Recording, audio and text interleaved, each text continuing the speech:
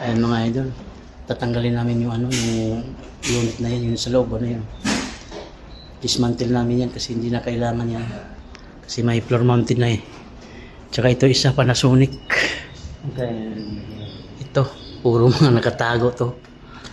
Yan o. Hindi na kami mahihirapan maglinis ngayon kasi tatanggalin na siya eh. Hirap na hirap kami maglinis dati dyan kasi nga nakakulong sila parehas. Yan o. Ito isa, pangalawa. Yan o. Nag-additional sila ng floor mounted. Yan yung in-install namin. Yan. Kaya sobrang lamig na. Hindi na kailangan ng split type. Yan naman yung mga outdoor unit. Yan. Dalawa na yan. Condora at saka Panasonic. Doon lang namin ilusot yan. Sa bintana na yun. Lusot lang namin dyan. Yan. Dismantle. 2 units. Mga idol, dismantle tayo ng 2 unit. Itong Panasonic.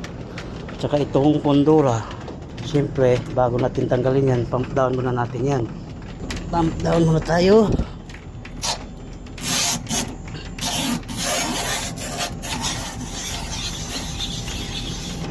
Yun o, sarado na. Tapos nalab natin yung low side. Ayan. Back to zero na. 0-0 natin. Yun o, 0-0 na o.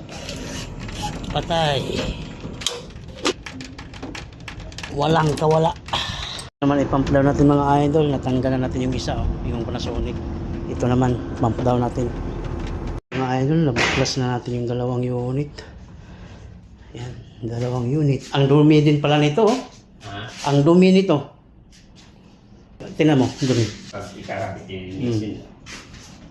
Parang hindi nilinis to nung dating naglinis ah. Yan.